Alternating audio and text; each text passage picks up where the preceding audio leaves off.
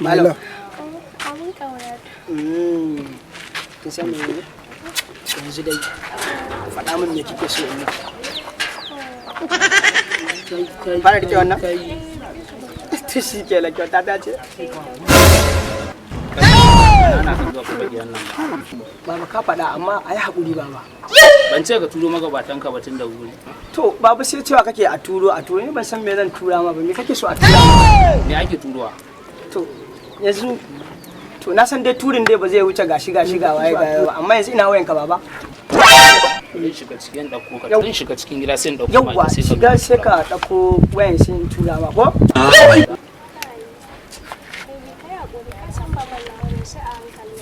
Ba sweeter kake da ma kaga mahaifin naki dan barkwanci daidai nake da shi. A no ai abu ne na tura san dai shi yana zuwa ai koi zan tura mai kai a wuce gurin ko ba ke gani. Amma ne magana mun ba ko?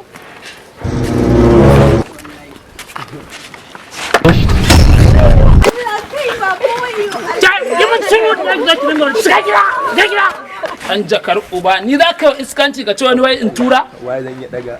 Ce ge ka je ka tura iyayenka sakon da na baka. An jakar uba kawai. Ka ku lalata min yarinya.